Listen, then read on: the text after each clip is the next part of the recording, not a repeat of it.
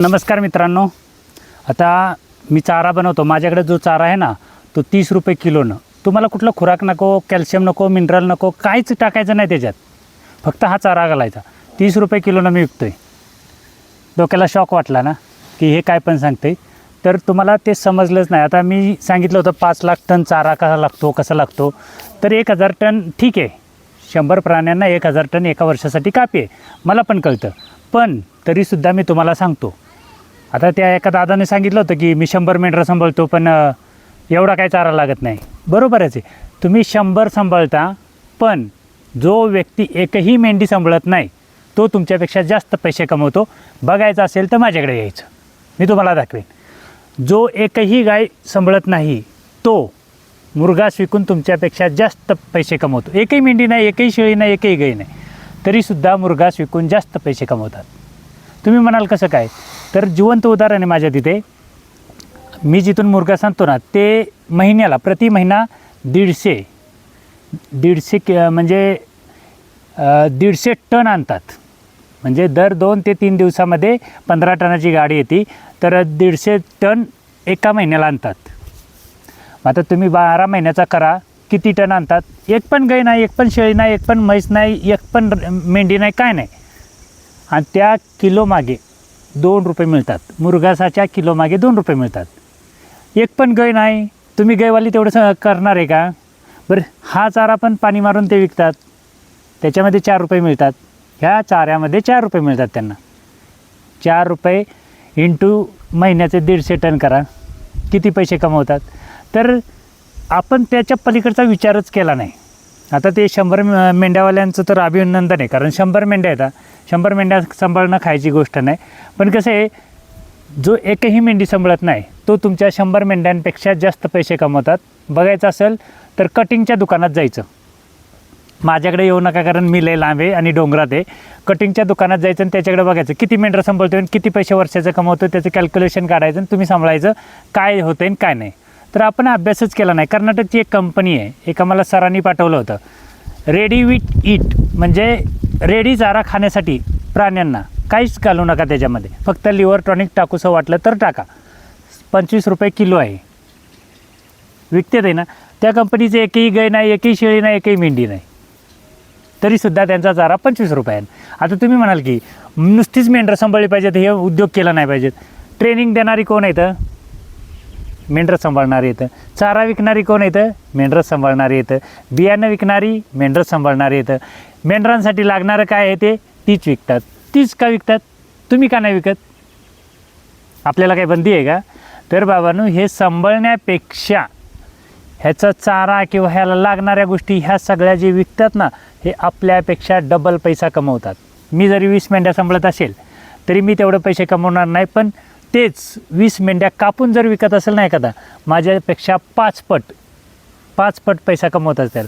आणि ते 100 मेंढ्यावाले दादा आहेत ना, तुम्हाला मी सांगतो, तुम्हाला जो काय तुमच्या तिथं 100 मेंढ्या आहेत ना, जो कोणी व्यक्ती 50 मेंढ्या सांभाळून जे कापत असेल ना, तुमच्या 3 पट जास्त पैसे कमवत असेल. तुम्ही 100 सांभाळा, त्यांनी 50 सांभाळू द्या, पण कापून विकणारा तुमच्यापेक्षा 3 पटीनं जास्त पैसा कमवतो. आणि रियालिटी बघायची असेल तर बाजारात जावा, पहा. तुम्ही फिरला नाही म्हणून काय झालं, तुमच्या सर्वांचा किंवा माझ्यासारख्यांचा सगळ्यांचा फायदा घेतला. मी गेल्या वर्षी मक्का केला होता, त्यावेळी माझ्याकडे लेंड्यांची खताची किंमत 5 रुपये किलो होती. आणि जेव्हा मक्का केला आणि त्याचा मी सर्व काय मक्याला फॉर्मॅट वापरलं, तर त्या मक्याचा रिझल्ट एवढा भारी आला, तर त्या लेंड्यांची किंमत 40 रुपयावरती गेली. म्हणजे लेंडीची पावडर 40 रुपये किलोनं जाते आमची. तरीसुद्धा मी विकत नाही. अजून त्याच्यापेक्षा चांगल्या प्रकारचा रिझल्ट करणार, अजून त्याच्यापेक्षा क्वालिटी धान्य जे काय पिकवणार ते दाखवणार, आणि त्याच्यानंतर धान्याचाही रेट वाढवणार आणि त्या लेंड्यांचाही रेट वाढवणार, आणि तेव्हा विकणार, आणि तेव्हा ती घेणारच. ऑर्गॅनिक शेती म्हणून जर दाखवलं ना, तर ती घेणारच आहेत. पण आम्ही काय केलं की तुम्ही क्लिअर सांगताय ना की आम्ही तुमच्या मागे लागणार, पण तुम्ही लुटलं ना की आम्ही तुमच्या सोबत येणार. हा आपल्यातला एक नियम आहे. आजपर्यंत बघा ना, ज्यांनी जुने पहिले व्हिडिओ पहा काय लोकांचे, त्यांनी सांगितलं होतं आम्ही 60% मक्का घालतो आणि 40% चारा घालतो. माझ्याकडे आहेत व्हिडिओ त्यांचे, आणि त्यांचेच आज बंद आहेत. किती टक्के? 60% मक्का घालत होती आणि 40% चारा घालत होती. आणि तेव्हा त्यांनी सांगितलं होतं की एक नंबर आहे. आणि काही दिवसांना ते त्यांचं मी व्हिडिओ पाहायला गेलो, म्हणजे तिथं गेल्यानंतर समजलं की त्यांनी बंद केलेलं आहे.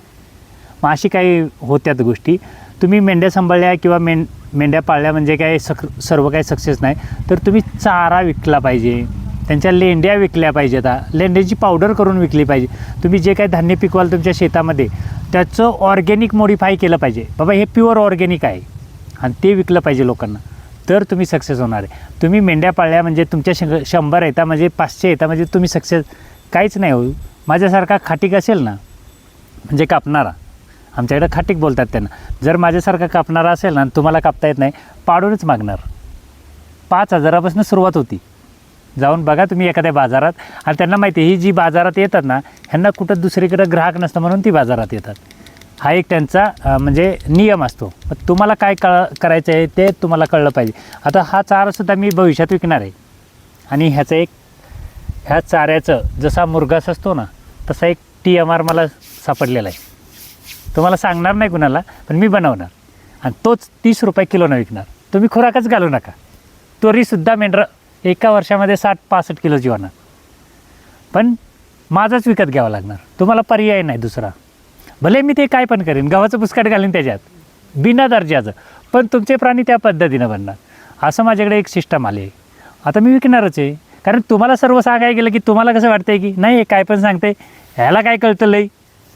पण माझ्याकडे आहे ना, मी विकन ना तेव्हा तुम्हाला दाखवेन की हे विकतं की नाही विकतं. आता पुढच्या वर्षापासून मी पण सर्वात जो काय चारा आहे गोळा करायला सुरुवात करणार, असा बारीक पावडर करून मग त्याचं जे काय मॉडिफाय करायचं आहे, जे काय त्याच्यामध्ये मिक्स करून विकायचं आहे ते सर्व करून मी तुम्हाला पॅकिंगमध्ये विकीन, आणि तेव्हा 30 रुपये किलोनंच विकणार आहे. आज गव्हाचा भुस्सा जो आपल्या महाराष्ट्रात येतो सर्वात जास्त UP आणि पंजाबमधनं येतो. का? आपल्याकडे गहू नाही का? आहेच, आपण पिटवून देतो ना, आम्हाला काय घेणं देणं आहे त्याचं काय माहीत नाही. आमच्याकडे जो गहू भुस्सा न्यायला यायचे ना, त्यांचं माझं एकदा म्हणजे ह्याच्यावरनंच झालेलं की तुम्ही कशाला नेता. तर त्यांनी मला काय सांगितलं, माझी गुरं येतं तर दाखवा आम्हाला, आम्ही येतो तुम्हाला भेटायला. तेव्हा त्याच्यानंतर त्यांनी सांगितलं की 7 रुपये किलोनं आम्ही विकतो. किती रुपये? 7 रुपये किलोनं. मग तसं काय आपण केलं तर काय बिघडणार आहे का? त्यांनी 5 लाख टन बनवला चारा, आणि त्यांनी नुसतं दाखवलं की मी ह्या चाऱ्यावरती एवढ्या किलोची वजनाची प्राणी बनवतो. लोक नाही घेणार त्यांच्याकडनं चारा. अरे इथं एक तर थर्ड क्लास क्वालिटीचा मुरघास देत आहेत, त्याच्यामध्ये ती 2 रुपये काढतायत, तरीसुद्धा आमच्या डोक्यावरती मारतात. एकदम 1 नंबर मुरघास.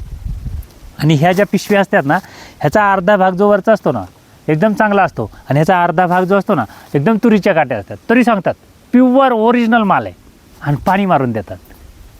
का नाही पैसे कमवत आहेत? तर आपली विचारच तिथपर्यंत गेले नाही, आपण तिथपर्यंत गेलोच नाही, आणि एखादा करायला लागला की त्याच्या मागे लागतो. आता बियाणं विकतात त्यांचं काय आहे, त्यांचं काय वेगळं नाहीच ना.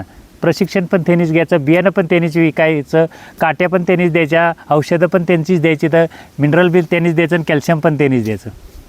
बरोबर आहे ना धंदा? ह्याला म्हणतात बिझनेसमॅन.